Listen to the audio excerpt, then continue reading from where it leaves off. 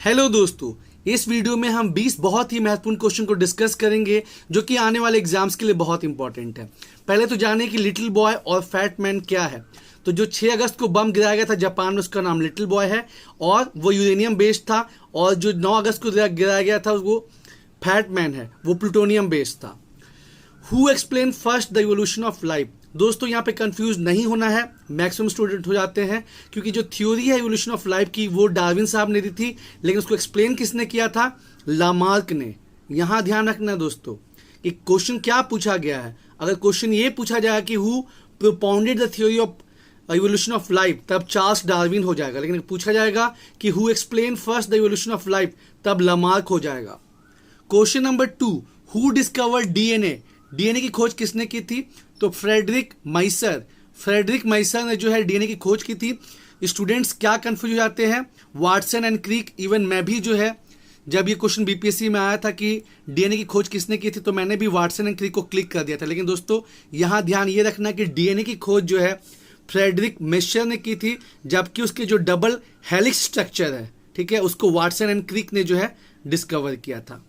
और डीएनए में कंपोनेंट क्या क्या होता है, क्वेश्चन पूछा जा सकता है। फॉस्फेट होता है, एक शुगर कंपोनेंट होता है जिसको डीऑक्सीराइबोज कहते हैं। क्वेश्चन पूछा जा सकता है कि बताइए डीएनए में कौन सा शुगर होता है। तो डीऑक्सीराइबोज। और नाइट्रोजन बेस होता है एडेनिन, गुआनिन, साइटोसिन, थायामीन। ठीक है, 3 चीज होता है डीएनए में। डीएनए जो है वो मतलब 3 चीज से बना है। फॉस्फेट से, एक शुगर ग्रुप है जिसका नाम क्या है? डीऑक्सीराइबोज, और नाइट्रोजन बेस जिसमें आपका एडेनिन है, गुआनिन है, साइटोसिन है और थायमीन है। इसमें एडेनिन का पेयरिंग अप होता है थायमीन से और गुआनिन का होता है साइटोसिन से।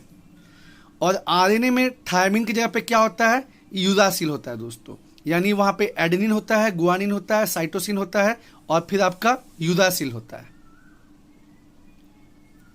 एक बार फिर से देख ले, क्वेश्चन पूछता है लिटिल बॉय क्या है, फैट मैन क्या है। तो ये दोनों बम है। एक 6 अगस्त को गिराया गया था, 6 अगस्त 1945 को, और एक 9 अगस्त को गिराया गया था। एक यूरेनियम बेस्ड था, एक प्लूटोनियम बेस्ड था। Question number 1, who explain first the evolution of life. अब इसमें पूछा गया है क्या कि जीवन की जो उत्पत्ति है उसको एक्सप्लेन किसने किया? तो लामार्क ने। लेकिन जीवन की उत्पत्ति दी किसने थी? तो चार्ल्स डार्विन ने। उसके बाद यहां भी कंफ्यूजन होता है कि डीएनए की खोज किसने की थी? तो फ्रेडरिक मिसर। लेकिन जो हेलिक्स स्ट्रक्चर है, ये हेलिक्स स्ट्रक्चर है, इसकी खोज किसने की थी? वाटसन एंड क्रिक ने। डीएनए में कंपोनेंट क्या क्या है? फॉस्फेट होता है, एक शुगर होता है ग्रुप जिसको कहते हैं डीऑक्सीराइबोज, और नाइट्रोजन बेस होता है एडेनिन, गुआनिन, साइटोसिन, थायमीन का। आगे देखते हैं।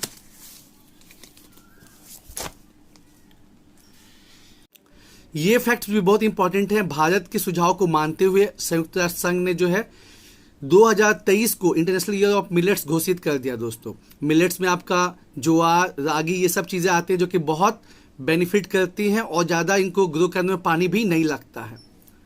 उसके बाद अंतर्राष्ट्रीय ह्यूमन जीनोम प्रोजेक्ट जो कि 2003 में चला था, उसके तर्ज पे भारत ने 2020 में जीनोम इंडिया प्रोजेक्ट चालू किया है। तो आपको बताना है कि इसके लिए नोडल पॉइंट क्या है। तो इसमें 20 संस्थाएं भाग ले रही हैं और 10,000 सिटीजन का जो है सैंपल लिया जाएगा। मेन जो है नोडल पॉइंट क्या है? Indian institute of science Bengaluru. दोस्तों भारत ने अपना पहला आर्टिफिशियल और रोबोटिक पार्क भी कहाँ खोला है? Indian institute of science Bengaluru में। तो ये बहुत इंपॉर्टेंट है और ये मतलब इंडिया का जब भी रैंकिंग होता है एजुकेशनल संस्था को, तो ये हमेशा टॉप 10 में रहती है दोस्तों, Indian institute of science Bengaluru.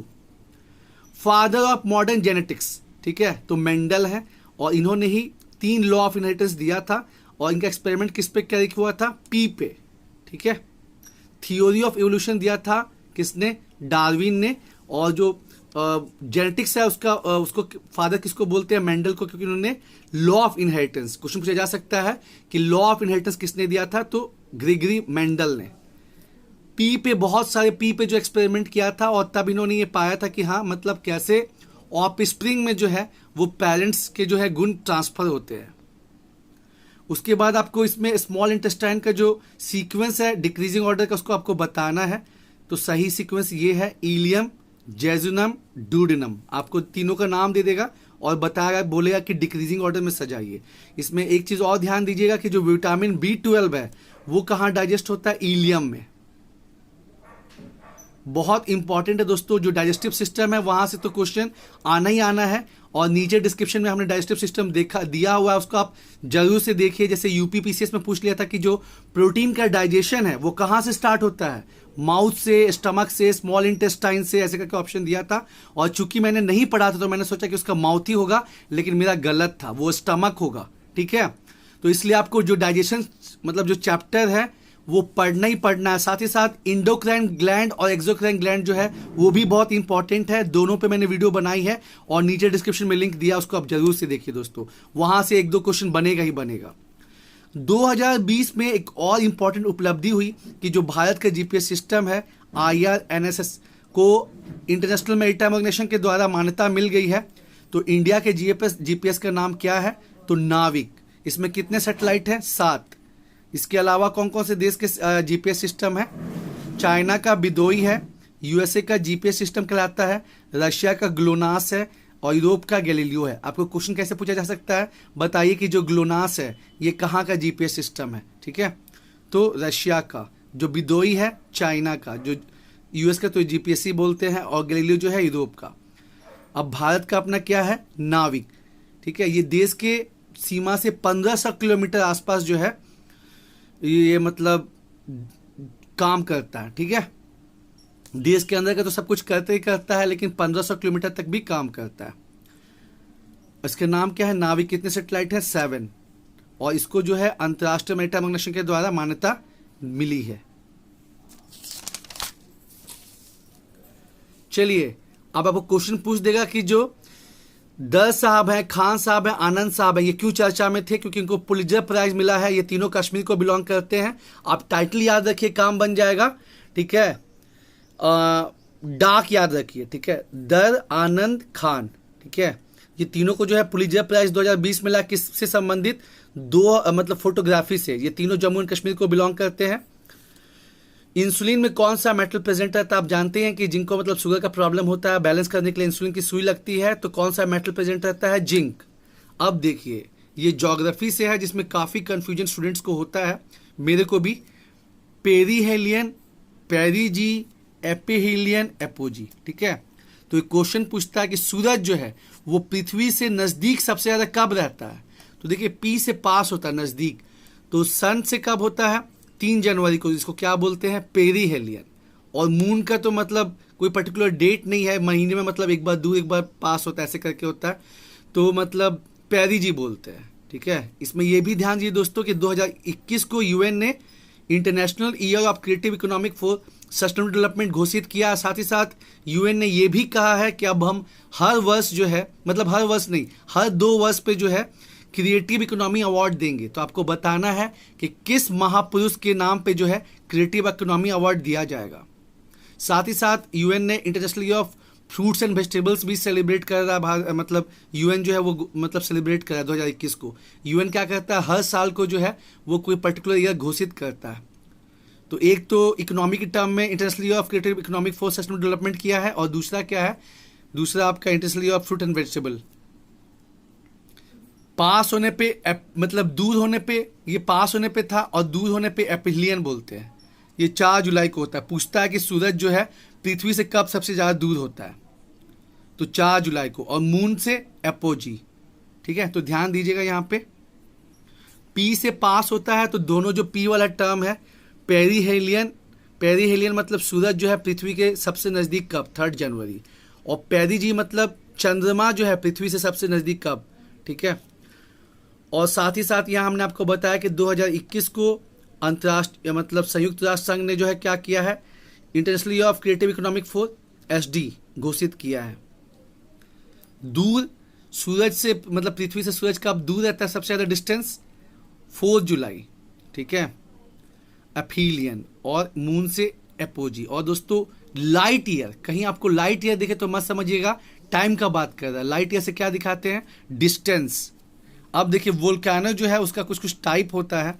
जैसे सील्ड वोल्केनो, ये जल्दी मतलब जनरली छोटा होता है, जिसमें आपका मौना लोआ आ गया हवाई वाला, और इसका शेप जो होता है सील्ड के टाइप से होता है। कंपोजिट वोल्केनो, ठीक है, माउंट स्ट्रम्बली, माउंट एटना हो गया, और फ्लड बेसाल्ट में अपना डेक्कन ट्रैप हो गया।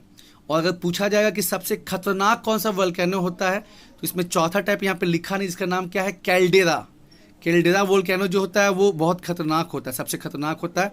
और ये सारी चीज़ें जो अभी आपको बता रहा हूँ दोस्तों, ये एनसीईआरटी से ली गई हैं, ठीक है। तो बहुत बहुत इंपॉर्टेंट है, ठीक है, वोल्केनो जो है। और एक चीज़ आपको कमेंट बॉक्स में बताना है कि कौन से देश में सबसे ज़्यादा जो है वोल्केनो है, ठीक है। आपको बताना है कि किस देश में सबसे ज़्यादा वोल्केनो है, ठीक है। और अब देखिए यहाँ पे आपको टाइप्स बताया है, ठीक है। सील्ड वोल्केनो जो है मतलब सील्ड वोल्केनो का टाइप क्या है, मौना लोआ, जो कि हवाई में है। माउंट स्ट्रॉम्बली, एक क्वेश्चन और पूछता है कि किसको जो है light house of the Mediterranean sea बोलते हैं, तो माउंट स्ट्रॉम्बली है दोस्तों, ठीक है, इटली में। माउंट एटना जो है काफ़ी चर्चा में रहा, क्योंकि अभी मतलब पिछले 2 महीने में ये बहुत ज़्यादा बार जो है मतलब एक्सप्लोड हुआ है माउंट एटना, तो क्वेश्चन पूछा जा सकता है। और ये दोनों जो है किस टाइप के वोल्केनो है, कंपोजिट। और जो अपना इंडिया का है फ्लड बसाल्ट टाइप में आता है, डेक्कन ट्रैप। हालांकि अब तो वो पूरा इनएक्टिव हो चुका है, जो अंडमान निकोबार में उसी में थोड़ा एक्टिव है, नहीं तो ये तो पूरा डेक्कन ट्रैप वाला अब तो इनएक्टिव है। लेकिन ये बना था फ्लड बसाल्ट प्रोविंस से बना था। और अगर पूछा कि सबसे खतरनाक वोल्केनो कौन सा है, तो जवाब हो जाएगा कैल्डेरा। उसके बाद देखिए कंज्यूमर प्राइस इंडेक्स का जो इंडस्ट्रियल वर्कर वाला, उसका बेस ईयर चेंज हो गया, कितना हो गया, 2016, तो ये आपको ध्यान रखना है। बाकी जीडीपी हो गया, WPI हो गया, ये सब चीज़ का बेस ईयर क्या है, 2011-12, ठीक है। उसके बाद किस संस्था ने जो है सक्षम जॉब पोर्टल लॉन्च किया है, जिसमें जो भी वर्कर्स हैं उनका मतलब मैपिंग किया गया है और उनको फिर मतलब जॉब प्रोवाइड की जाएगी। तो टिफेक संगठन है जो कि 1988 में बना था। और साइंस का एक बहुत इंपॉर्टेंट संगठन है CSIR, तो ये आपको जानना इसका गठन कब हुआ था, 1942। इसके अलावा कृषि का ICAR है, उसका गठन कब हुआ था, 1929 में। तो जो महत्वपूर्ण साइंस वाले संगठन है वो भी दोस्तों आपको ध्यान में मतलब जानना है कि कब क्या हुआ था। अब यहां देखिए ये थोड़ा केमिकल टाइप से हो गया। Bleaching powder COCl2, baking soda अक्सर पूछा जाता है, sodium bicarbonate NaHCO3, washing soda Na2CO3 10H2O, sodium carbonate बोलते हैं। उसके बाद स्लैग लाइम का हो गया CaOH2, ये मिलाने भी आ सकता है आपको दोस्तों, ये बहुत इंपॉर्टेंट है। उसके बाद CRISPR-Cas9 जो है ये काफ़ी चर्चा में, ये जीन एडिटिंग टेक्निक है, इसको नोबेल प्राइज़ मिला है केमिस्ट्री का, ठीक है। तो 2-3 क्वेश्चन यहाँ से बन सकता है। CRISPR-Cas9 का काम जो है वो क्या है, जीन एडिटिंग करना। इसके लिए किस चीज़ का नोबेल प्राइज़ मिला है, तो केमिस्ट्री का, चारपेंटियर और दौदना। हमने दोस्तों शॉर्टकट बनाया है नोबेल प्राइज़ को याद रखने का विनर को, तो केमिस्ट्री का हो गया चारपेंटियर और दौदना, मतलब आपको उसका सरनेम बता रहे हैं, ठीक है।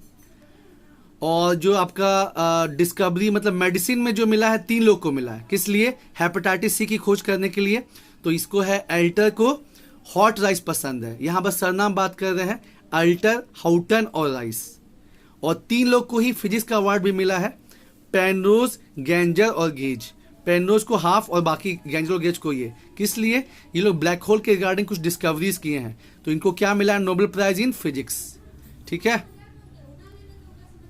चलिए फिर से एक बार देख ले, जो CPI है इसमें अलग अलग मतलब चीज पब्लिश होता है। तो जो इंडस्ट्रियल वर्कर है उसका जो बेस ईयर है वो चेंज कर दिया गया है, 2016 कर दिया गया है। किस संस्था ने जो सक्षम पोर्टल लॉन्च किया है, तो टिफेक ने। टिफेक का गठन कब हुआ था, 1988 में। CSIR का कब हुआ था, 1942 में। ICAR जो है जो कि कृषि संबंधित सारे रिसर्च डेवलपमेंट करता है, उसका कब हुआ था, 1929 में। महत्वपूर्ण संगठन का दोस्तों आपको फाउंडेशन ईयर जानना ही जानना है।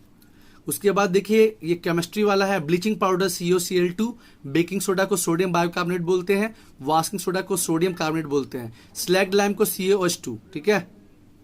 उसके बाद CRISPR-9 जो है वो काफ़ी चर्चा में था पिछले ईयर, क्यों, क्योंकि इसको नोबेल प्राइज इन केमिस्ट्री मिला है। ये जीन एडिटिंग टेक्निक है और 2 लोग को मिला है, चारपेंटियर और दौदना। तो केमिस्ट्री के लिए चारपेंटियर और दौदना को मिला है, तो CCD, क्योंकि दोस्तों नोबेल प्राइज से क्वेश्चन आएगा ही आएगा।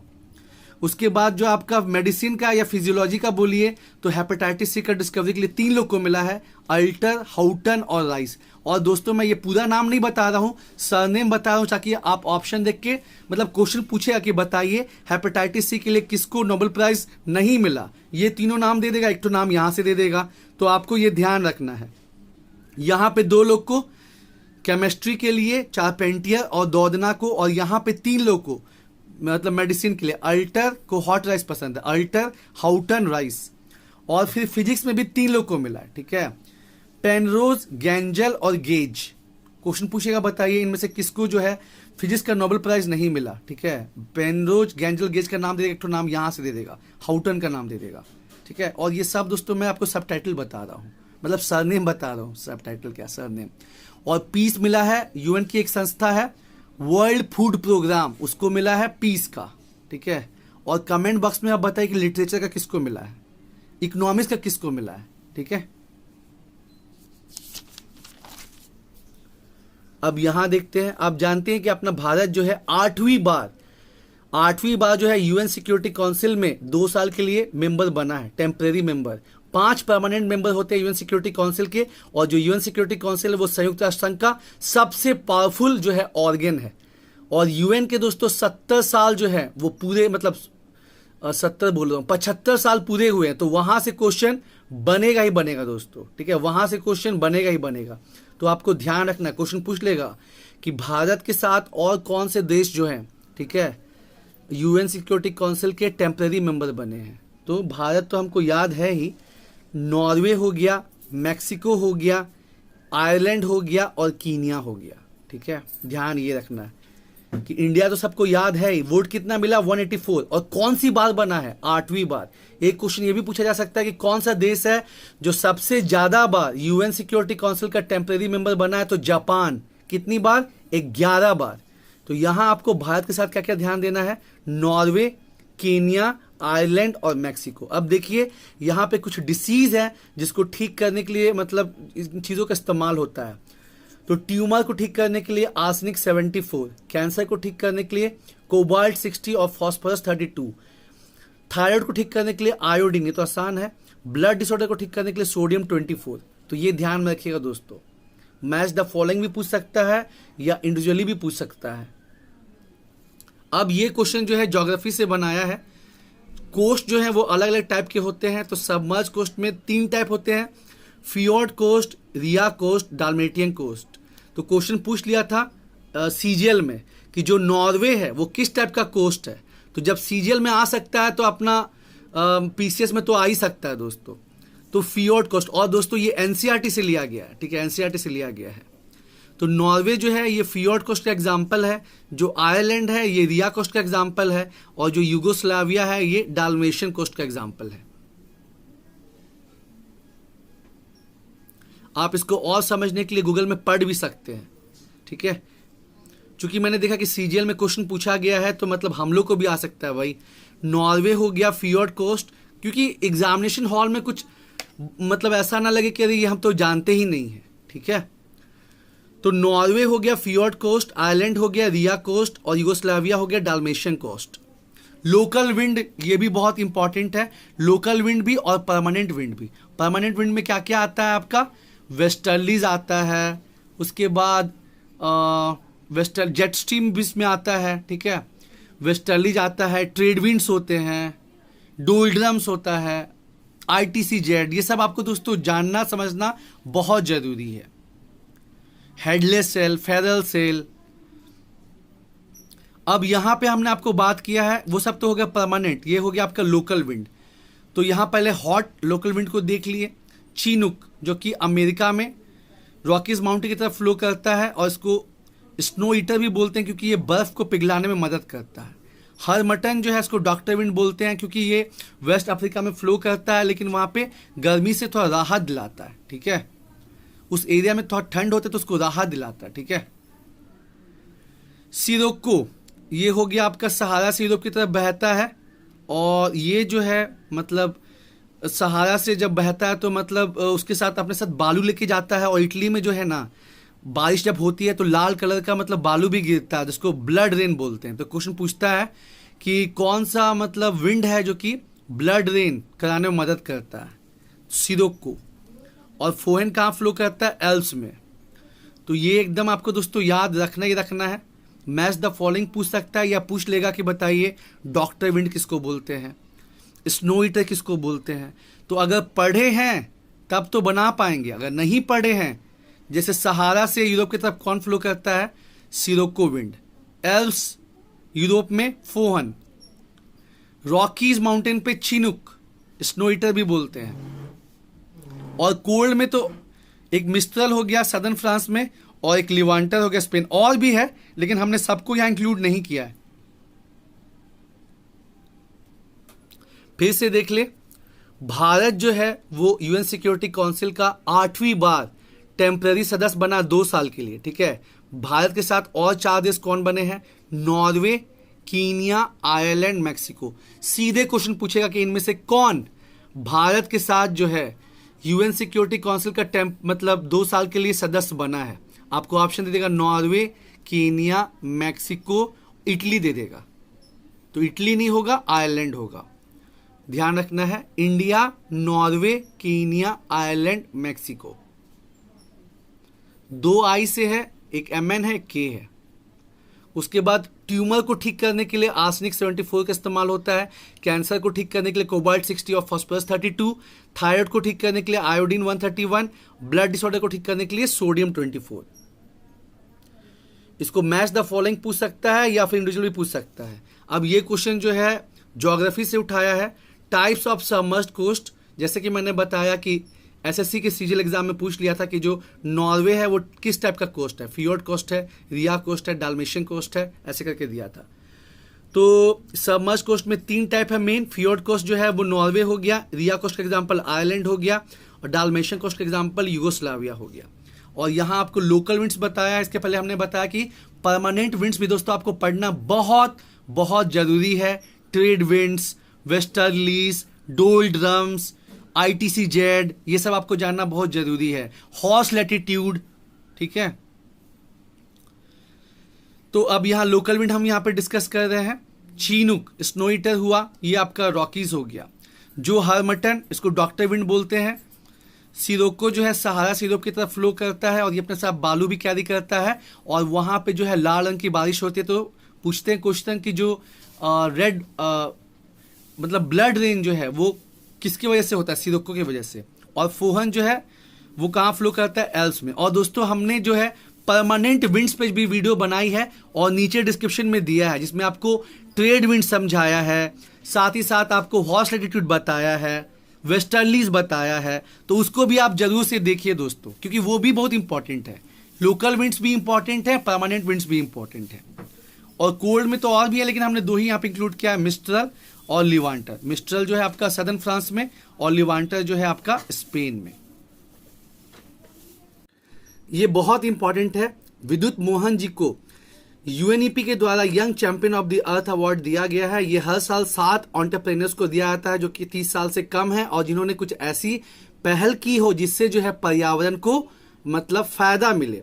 तो विद्युत मोहन जी ने, आप जानते हैं कि जो फार्मर्स है वो पंजाब हरियाणा में जो है फसल जब कट जाता है तो उसको जला देते हैं, जिसकी वजह से कितना ज़्यादा पोल्यूशन होता है। तो टकाचार करके जो है विद्युत मोहन जी ने चालू किया काम, जिसमें वो फार्मर्स को मतलब इंकरेज करते हैं कि वो सबल बर्निंग ना करे, ठीक है। और कितने लोग को दिया जाता है, ये हर साल 7 लोग को दिया जाता है, 7 और अंडर 30 ईयर्स। दिसंबर 2020 में ये न्यूज में काफी था। विद्युत मोहन जी को यूएनईपी का young champion of the earth award दिया गया है। और यूएनईपी जो दोस्तों ये पहली संस्था है, ठीक है, यूएन की जो कि इन्वायरमेंट पर्यावरण को डेडिकेटेड है। इसका गठन कब हुआ था, 1972 में। इसका हेडक्वार्टर कहां पे, इसका हेडक्वार्टर है कीनिया, नैरोबी में, ठीक है। ये मत समझिएगा कि अमेरिका में ही होगा, हेडक्वार्टर इसका कीनिया नैरोबी में है। और ये वर्ल्ड इन्वायरमेंट आउटलुक नहीं सॉरी ग्लोबल इन्वायरमेंट आउटलुक करके जो है ये मतलब रिपोर्ट पब्लिश करती है। यूएनईपी बहुत इंपॉर्टेंट है संस्था दोस्तों। 35 साल के बाद भारत किस संस्था के गवर्निंग बॉडी के चेयरमैन बना है, तो इंटरनेशनल लेबर ऑर्गेनाइजेशन बहुत इंपॉर्टेंट संगठन है दोस्तों। 1919 में इसका गठन हुआ था। और कौन बने हैं, अपूर्व चंद्र। आपसे क्वेश्चन पूछ लिया जाए कि बताइए अपूर्व चंद्र जो है किस संस्था के गवर्निंग बॉडी के चेयरमैन बने हैं। और यूएन और अंतर्राष्ट्रीय संगठन जो दोस्तों सिलेबस में है, तो यूएनईपी भी इंपॉर्टेंट है, आईएलओ भी इंपॉर्टेंट है, आपको जानना ही जानना है। तो 35 साल के बाद भारत जो है इस संस्था के गवर्निंग बॉडी के चेयरमैन बना है, किसका? आईएलओ का, इंटरनेशनल लेबर ऑर्गेनाइजेशन, यानी कि अंतर्राष्ट्रीय मजदूर संगठन। कौन बने हैं? अपूर्व चंद्रा। इसका गठन कब हुआ था? 1919 में। और आईएलओ का दोस्तों 8 मेन कन्वेंशन है, जिसमें से भारत ने कितने को साइन किया? 6 को। अगला क्वेश्चन देखते हैं, किस मूवी को अंतर्राष्ट्रीय फिल्म फेस्टिवल में जो है गोल्डन पीकॉक अवार्ड मिला है? तो दानिश पिक्चर है वर्ल्ड वार 2 के समय की, इनटू द डार्कनेस। ठीक है दोस्तों, इसको जो है best picture golden peacock award मिला है। और आपको कमेंट बॉक्स में बताना है कि किसको जो है बेस्ट डायरेक्टर का अवार्ड मिला है। अवार्ड्स भी सिलेबस में है दोस्तों। भानु अथैया मैडम का जो है देहांत हो गया, आपको बताना है। और जो भानु अथैया जी हैं, इन्होंने भारत के लिए पहला ऑस्कर अवार्ड जीता था। किससे संबंधित है? कॉस्ट्यूम डिजाइनिंग से। इन्होंने जो मतलब एपिक पिक्चर है गांधी, ठीक है, उसके लिए कॉस्ट्यूम डिजाइन किया था। और इनको ऑस्कर कब मिला था? 1983 में पहला ऑस्कर इन्होंने जीता था गांधी मूवी का, इन्होंने कॉस्ट्यूम डिजाइन किया था, भानु अथैया जी। 2021 में कितने पद्म अवार्ड मिले हैं? तो 119 मिला है। पद्म विभूषण 7 लोग को मिला है, पद्म भूषण 10 लोग को मिला है, पद्मश्री जो है वो 102 लोग को मिला है। और दोस्तों झारखंड से पूछा जाएगा तो छुटनी महतो जी को जो है वो मतलब पद्मश्री मिला है। और उन्होंने जबरदस्त काम किया है समाज के लिए, डायन प्रथा के खिलाफ जो है आवाज उठाई है। इस साल जो है केवल एक ही जन को मिला है, छुटनी महतो जी को। और जो है पिछले साल 2 लोग को मिला था, शशधर आचार्य और एमएम हंसमुख। ठीक है, शशधर आचार्य को जो है मतलब ये छौ नृत्य के लिए, और जो है जो एमएम हंसमुख है इनको नागपुरी गाने के लिए। फिर से देख ले, विद्युत मोहन जी को जो है यूएनईपी का young champion of the earth award मिला है। ठीक है, ये जो है किसानों को जो जैसे जब फसल कट जाती है तो सबल फार्मिंग को मतलब सबल जो वेस्ट रहता है उसको जलने से रोकते हैं। ठीक है, टक्का 4 करके इनका फाउंडेशन है। कितने लोग को दिया जाता है? 7 लोग को जो 30 साल से कम हो। तो भारत से मिला है विद्युत मोहन जी को, और हमको वही जानना इंपॉर्टेंट है। 35 साल के बाद भारत इस संगठन के गवर्निंग बॉडी का चेयरमैन बना है। इसका नाम क्या है? International Labour Organisation. दोस्तों मैंने गलती कर दी थी, यह है अंतर्राष्ट्रीय श्रम संघ। ठीक है, मजदूर संगठन नहीं, अंतर्राष्ट्रीय श्रम संघ। ठीक है, और कौन इसके हेड बने हैं? अपूर्व चंद्रा जी। इसका गठन कब हुआ था? अंतर्राष्ट्रीय श्रम संघ का 1919 में। और इसके 8 बहुत इंपॉर्टेंट कन्वेंशन है। भारत ने कितने साइन किए हैं? 6। किस मूवी को 51st इंटरनेशनल फिल्म फेस्टिवल में गोल्डन पीकॉक अवार्ड मिला? और ये हर साल कहां पे होता है? गोवा में होता है दोस्तों। तो दानिश पिक्चर है इनटू द डार्कनेस। आपको कमेंट बॉक्स में बताना है कि किस डायरेक्टर को बेस्ट डायरेक्टर का अवार्ड मिला है। भानु अथैया जी का देहांत हो गया, जिन्होंने भारत के लिए पहला ऑस्कर अवार्ड जीता था। ये क्या कर मतलब किससे संबंधित थी? कॉस्ट्यूम डिजाइनिंग करती थी। और गांधी पिक्चर के लिए उन्होंने कॉस्ट्यूम डिजाइनिंग की थी। ऑस्कर कब मिला था? 1983 में। और 2021 में कितने लोग को पद्म अवार्ड मिला? पद्मा अवार्ड तो 119 लोग को। 7 लोग को पद्म विभूषण, 10 लोग को पद्म भूषण और 102 लोग को पद्मश्री। और दोस्तों यहाँ पे ध्यान दीजिएगा, मैंने पहली बार में इसको अंतर्राष्ट्रीय मजदूर संगठन कह दिया था, ये अंतर्राष्ट्रीय श्रम संघ है, ILO, इंटरनेशनल लेबर ऑर्गेनाइजेशन। तो दोस्तों उम्मीद है आपको क्वेश्चन पसंद आ रहे होंगे। जम के मेहनत करनी है दोस्तों, और 1 हफ्ते में 20 तारीख तक जो है वो क्लियर हो जाएगा कि एग्जाम होगा 2 मई को कि नहीं होगा। लेकिन अपनी पढ़ाई जो है यही मान के करनी है कि 2 मई को एग्जाम होगा। इससे बेनिफिट क्या होगा? इससे बेनिफिट यही होगा कि अगर एग्जाम 2 मई को हुआ तो आपको तो बेनिफिट है ही, अगर नहीं भी हुआ तो कुछ दिन आगे भी बढ़ा तब भी आप ही को फायदा होगा, क्योंकि बहुत मुश्किल से रिदम बनता है, बहुत मुश्किल से रिदम बनता है दोस्तों।